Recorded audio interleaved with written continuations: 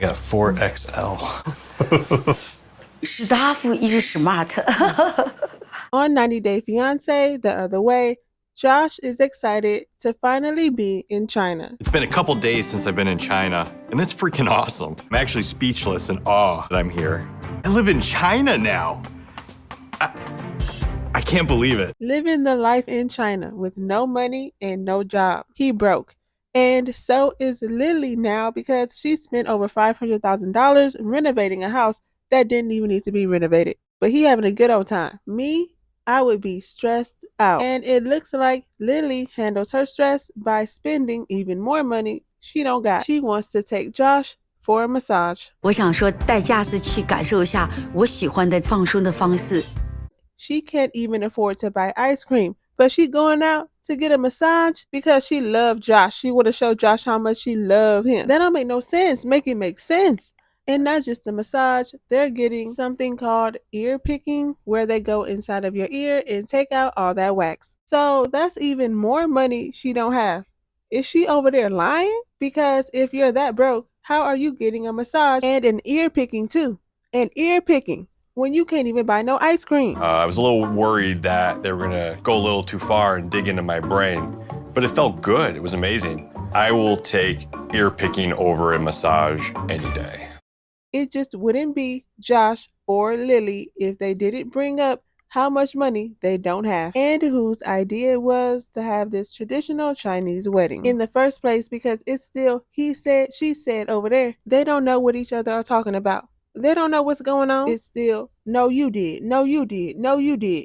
But you forget, honey. One day you told to me you want China wedding. I just recall differently that you wanted to have a ceremony here in China, and I thought that was a great idea. I think everything got misconstrued because they don't know how to talk to each other low-key. They have to bring out the translator sometimes, and I think when they was having this conversation about who wanted this wedding, they didn't bring out the translator. They should have brought it out. Now they over here talking about, no you did, no you did, no you did. Brokies. 其实呢，办这个婚礼是我之前是完全没想到的，但是驾驶他很想要一个中国式的婚礼，所以我还是尊重他，让他去感受我们中式的婚礼。Josh says he doesn't care about money because he doesn't have any money. Okay, wait a minute. He cracks me up. Okay. Okay. Josh says he doesn't care about money because he doesn't have any money to spend. I want you to understand, I don't care about money. You know, I don't have much. I don't like to spend money. Josh continues to talk about how he doesn't have any money, and because of that, he'll never be able to provide or contribute to anything in the relationship because he can't get a job over there in China. The one thing I'm going to struggle with is not being able to provide. So just understand, it bothers me I can't financially contribute. Okay? Don't talk to Josh about money. He don't want to hear it. He already told you. He can't help you. I don't got no job. I can't get no job here. So what you talking to me about it for? I can't help you. Get up out my face. Up out my face, boy. I thought, aren't they at the spa? Shouldn't they be relaxing? Isn't that the whole point of a spa? But nah, they over there talking about money. But then Josh said this. What? Me and you in here, alone. Do you understand? Just need a minute. 驾驶你的美。 A minute though? Poor Lily. Every love story should have a happy ending. Okay. What happy ending? 马啥子 happy ending? No, love story. A happy ending to the love story. Okay. Moving on to Corona and Ingy. Ingy is waiting for Corona to arrive at the airport with these crusty little flowers. Yeah, first time I'm giving her flowers, so yeah, can't wait. Turns out, Ingy got this idea from someone in the movies. He said he saw someone give someone flowers in the movie, so I'ma give Corona some. Corona is about to be his little test dummy because remember, he's never been in a relationship before. So it seems like he's going to be taking movie advice and practicing it on Corona. Showing up with flowers obviously comes from watching a lot of movies. You know, women like flowers, right? This is all new to me. but just excited for the ride. He didn't seem too excited. This is how he greeted her. Hey, baby. Flowers! He gave her this quick little hug and an even quicker kiss. Seeing Ingy for the first time, what I expected was a big romantic gesture, and then what I got was kind of like how I reckon he probably kisses his grandma. Ingy didn't seem excited about anything. His body was in the building, but his mind was somewhere else. Corona kept going on and on and on about how excited she is to be there, while Ingy was just standing there, not even listening to her. I am very excited to get to the house, shower, relax, get a nap, snuggle with my mans, and then whatever else happens, happens. Yeah. On the car ride home, Ingy thought it would be funny to pretend as if he was going to crash the car. And that was the most personality we've seen from him since he arrived at that airport. Stop it! But it didn't take long for the vague, nonchalant Ingy to pop right back up. Corona brings up again about how excited she is to be there with him, how she's excited to live with him and start their life together, and he's just sitting over there in La La Land. Mind somewhere else, not even listening to her. I don't know, I'm looking forward to just, being with my person. Yeah. Yeah. He doesn't even know what she just said. He's just saying, yeah.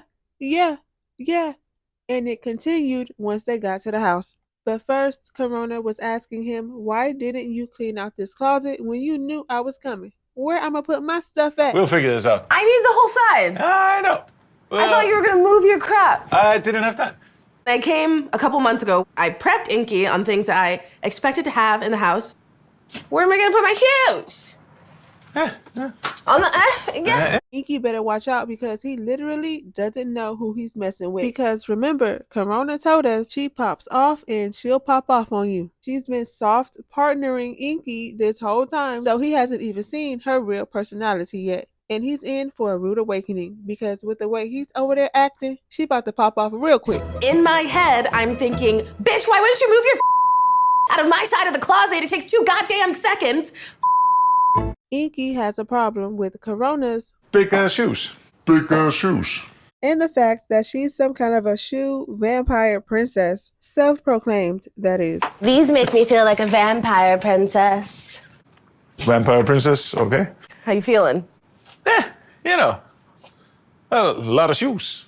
He doesn't feel excited. He doesn't feel happy to see her. He's not excited to get it on and popping. He's just worried about it being too many shoes. I don't know if this is just his personality, but Corona said when she was there a few months ago, he seemed happy to see her, and now he doesn't. Maybe he's regretting this whole thing. Maybe it's just now hitting him that she's moving in there. She's not just visiting. She's moving all her stuff in there to stay and live with him. I don't think this is going to end well. Ingy has never been in a relationship before. And on top of that, Ingy's going to be in for a rude awakening when she finally pops off on him. And Corona is going to be in for a rude awakening being only the 6th black person in Iceland. She said it was 5 others and she's number 6. She gonna find out. How much I have to fuck around to find out what I need to find out. Moving on to James and Tatta. James is on his way to see Tatta with just over 10,000 miles to go, but he decides to stop and take a break in the bathroom to dry shave. I don't have much time left, so I've got to be really fast about this, but also I don't want to look like Swiss cheese.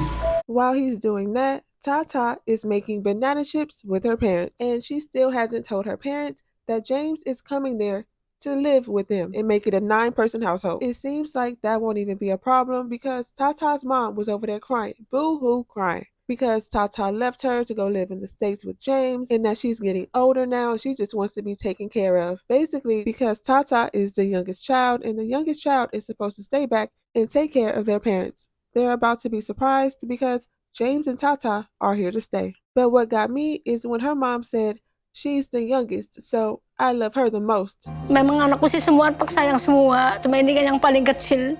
Si paling di sayang sama ako. People out there who have kids, let me know. Do you love your youngest child the most? Is that normal? That don't seem normal to me, but I could be tripping. When Tatta tells her parents that James is on the way, her dad brings up the time James promised them grandkids. But Tatta is worried because she don't even know if her man want to have kids or not. Kepengin nikah sama Tatta, kepengin punya anak, tidak akan tercapai.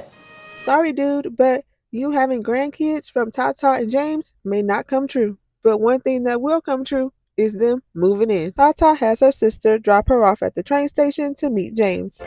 Today is finally the day that I'm gonna meet James again. After a month being separated, I'm so excited. He finally makes it there. They hug, they kiss. I miss you too. I love you too.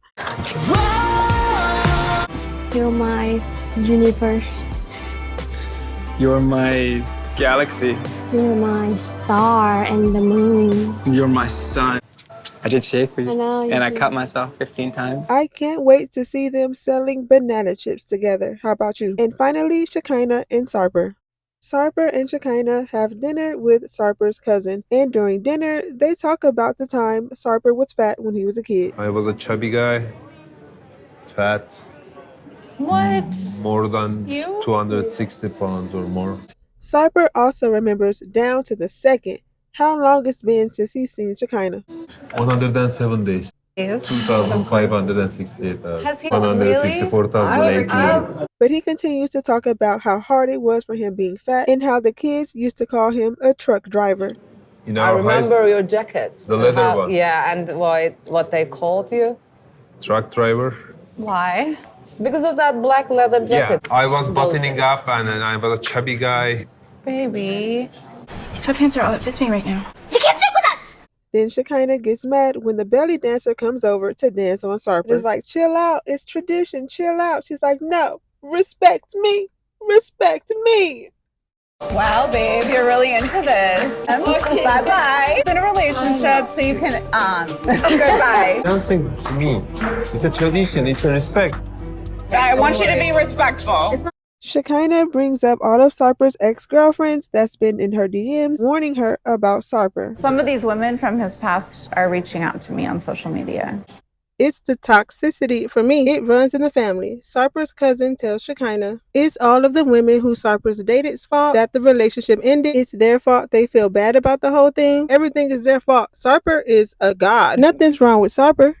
These are real people that were really hurt. I have nothing to hide. No. Don't dive into that. They're not hurt. They're just jealous. But he made so many women feel terrible. Yes, because of them they feel terrible, not because of him. But Shekinah isn't going for it because the next day she tells Sarper she's going to meet up with one of his exes. I am meeting with your ex, Nora. Shekinah thinks Sarper is hiding something because he doesn't want her to meet up with his ex. But that doesn't necessarily mean he's hiding anything. The whole thing is just ridiculous, and the girl wants screen time. She wants to be on TV, and Shekinah is just eating the whole thing up because she's insecure herself, which brings me to attention-seeking Noor. Is that how you say her name? Noor? She meets up with Shekinah, and she tells Shekinah her and Sarper dated for about 3 to 4 months, almost 2 to 3 years ago. She claims she doesn't want Shekinah to get hurt like she did. She says one day they got into an argument about women's clothes being in his house. Then all of a sudden, he just ghosted her. Goes on about his temper, about how he tries to belittle her and manipulate her. And she just doesn't want to see the same thing happen to Shekinah. Beni manipüle etmeye çalışıyordu sert mizacıyla, bana hakaret edip aşağılayarak. Haberleşiriz dedi ve birkaç gün boyunca hiçbir şekilde aramalarıma ve mesajlarıma cevap vermedi. Shekinah says she needs to know this information if she's going to move forward with Sarper. So you hear it, you heard it, you met up with her, what you gonna do? You're not gonna break up with him? I bet you won't break up with him. What y'all think? And do y'all think Noor is being sincere because she claims she is? Hani sana ne kadar samimi geldiğimi bilmiyorum ama gerçekten ben buraya bütün içtenliğimle seni uyarmak için, üzülmeni istemediğimden dolayı geldim. Üzülmeni istemediğim için de hepsi. I don't think she's lying about this whole thing. I just think she's bored and want to be on TV. But y'all let me know your thoughts down in the comments so we can talk about it. And if you haven't already and want to see more videos like this, don't forget to like, comment, and subscribe. Thank you for watching this video, and I'll see you in my next one.